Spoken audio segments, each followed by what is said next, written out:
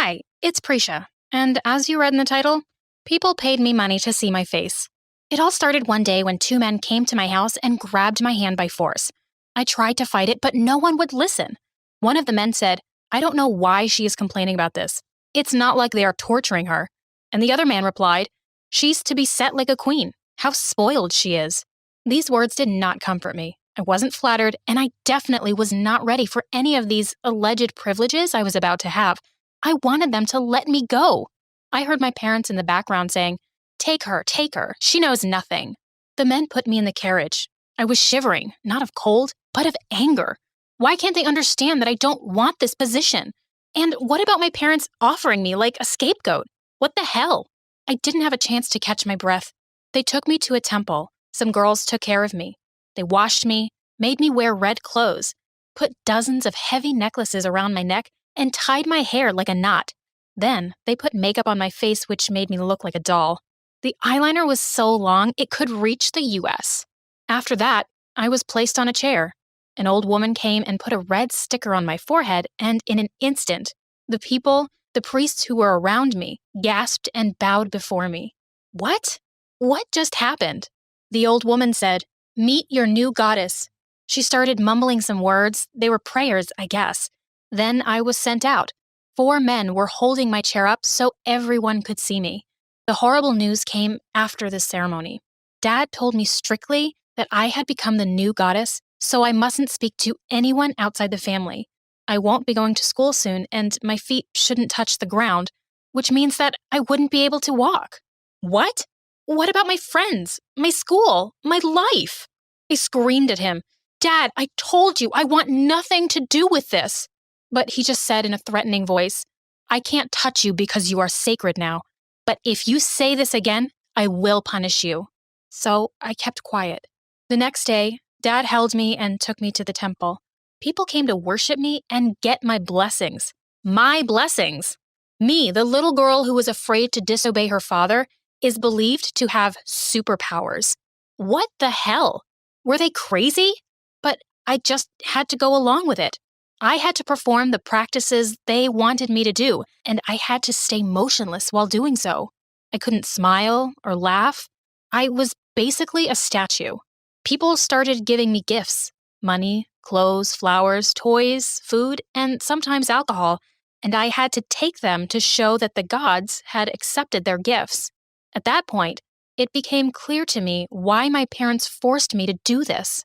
They needed the money. We were very poor, and this was my parents' chance to have a comfortable life. The government paid them a monthly allowance because they were taking care of a goddess, and they were taking anything people were offering me. I became so angry. I was their cash cow now. This was not the life I chose or wanted to live. Escaping was not an option. I was young, and I knew that Dad or the men working on the temple would catch me fast. If you can't beat 'em, join 'em. I came up with a plan. I told my sister to tell everyone, apart from my parents, I would pray more for them if they paid money. The higher the number, the more I prayed. I also told them to put money near my feet so it is easier for me to get to them. It worked. I started hiding the money in my chamber. There was also this guy who apparently fell in love with me. He came every day to get my blessings, and he gave me a huge amount of money. I felt sorry for him. I didn't want him to waste his money. So one day, when we were alone in the room, I talked to him. I told him, "You know I'm not a goddess. This is fake." He was stunned. He couldn't believe that I talked to him. But he replied, "No, you are a goddess. Don't you see how beautiful you look?" "I'm not a goddess." "Yes, you are." "I'm not." "Yes, you are." The whole conversation seemed pointless. If he's insisting to be fooled, then so be it. I'll take everything he offered. After a while, my older sister suggested that we put the money in a bank. That way, Dad wouldn't be able to find it. So every day at night, I would hand her what people had offered me, and she would put it in the bank. It was like that for a while until one morning, I woke up to my parents screaming. My sister had left the house. I knew it in my gut that she stole all the money in the bank. I felt betrayed. Why did she do that? I trusted her. I thought we would leave this together. For 2 days, I refused to go out. I pretended to be sick. I needed to think of some other plan to get the hell out of here. People thought it was a bad omen for the goddess to get sick, but I didn't care. I needed to think of a way to get out. Then it hit me in the face. I need to lie. I told my parents that I had some dreams about an earthquake coming. I lied to them, of course. They freaked out and told the priests about it. The priests warned the people to get out of the village. They actually fell for it. They thought I could predict such a thing. What were they thinking? I was the weather woman? My parents decided to leave too. They put everything they had in boxes, put me in a carriage, and left. We moved to the nearest city in the middle of the day, and of course, they took me to the nearest temple. But I just couldn't take it anymore. Blessing people, not being able to talk or walk or make friends, it was all too much. At night, I put the little money I had in a little bag. I changed the ugly dress and I sneaked out. I got to the nearest train station. It was old and rusty. I was scared.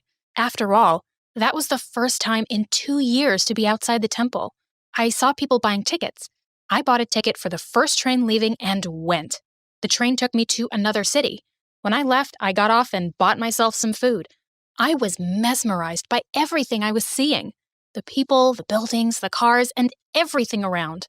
Morning came. I had to look for a place to stay. The little money I had was not enough to keep me out of the streets. I asked people about an orphanage and went there.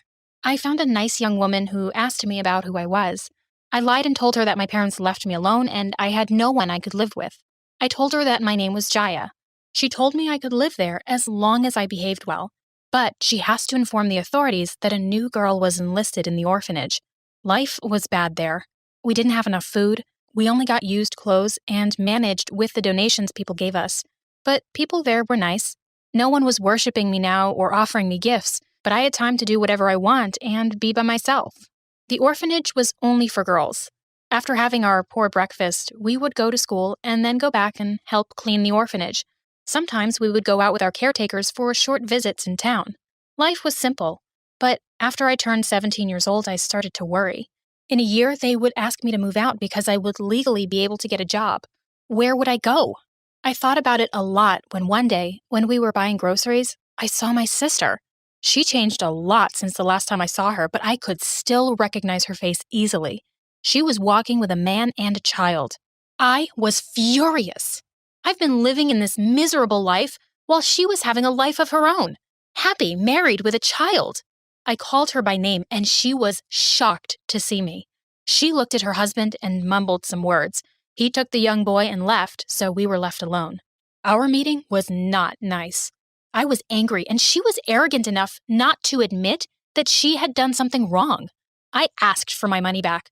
She said she does not have it, but she'll give me some money and get me a job so I can manage. I started working as a secretary for a company. The company would send girls to work as maids in foreign countries. I always wondered why so many girls were interested in this kind of job. I mean, it was all about cleaning and home chores, but when I heard about how much money they were making, I wanted to go too. Why wouldn't I? I have no family here. I applied for the job, and because my boss liked me so much, he managed to find me a good family within a month. I traveled with all my belongings, money, my passport, personal documents, and my clothes all in one suitcase. And just like that, I was the maid of a wealthy family. I had my own room, I worked 5 days a week and got 2 days for myself. They offered me food and even bought me clothes sometimes. So the salary I got was all for me and I could do whatever I want with it. Things were getting better until one of the family's boys fell in love with me. He saw me as the most beautiful girl he had ever met. He wanted to marry me. His family, particularly his mom, was not excited for it. But after they saw how determined he was, they gave in. I was over the moon. This meant the end of my misery. I was no longer a maid, and I was about to have a family. We married and lived in a big house. It was all peachy and rosy in the beginning. He loved me and bought me everything I asked for and everything I needed.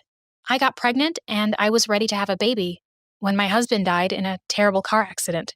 Life became gloomy again. What the hell was I supposed to do now? My son's grandfather assured me that he'll keep taking care of me and give me an allowance, but I wanted more. I didn't want to go back to the poor life I had. I needed to secure myself. So after I gave birth, I started my own business. I founded a cleaning company. I would bring girls and women from my own country to work at other people's houses. It was a good business, and soon I became rich and I could live comfortably again. 2 years later, however, I saw my sister's name on the applicants' list to work. I couldn't believe my eyes. Something in me felt good.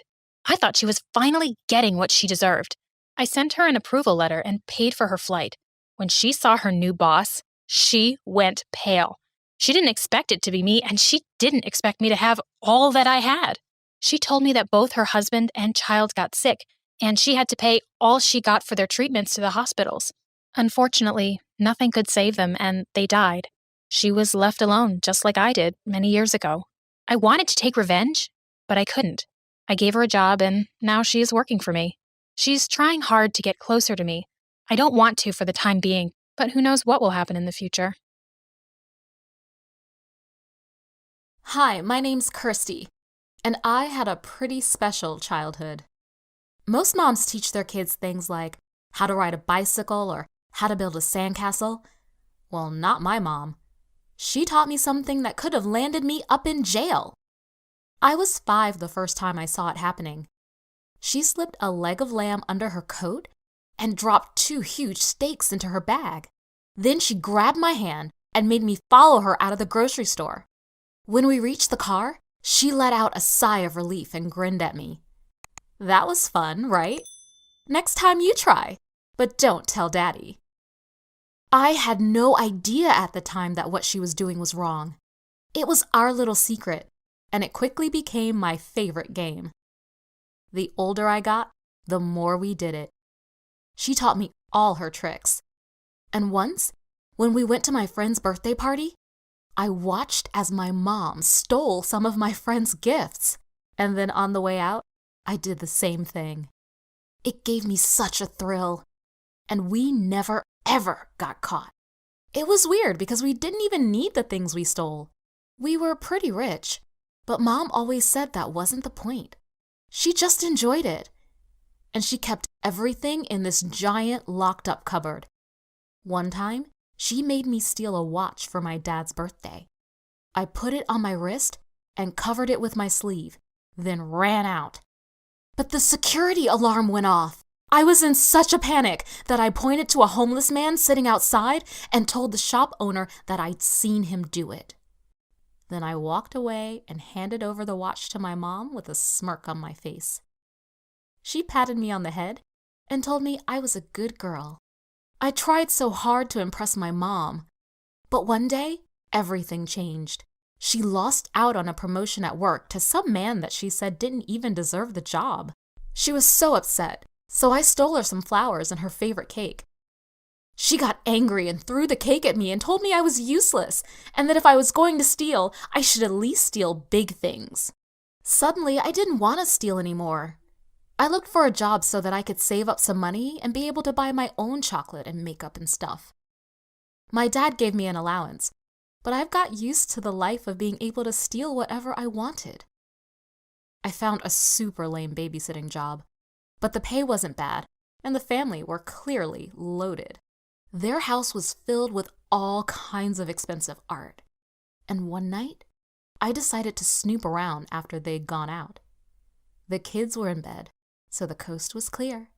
I snuck into the parents' room and almost jumped around with excitement when I spotted the mom's jewelry box lying open.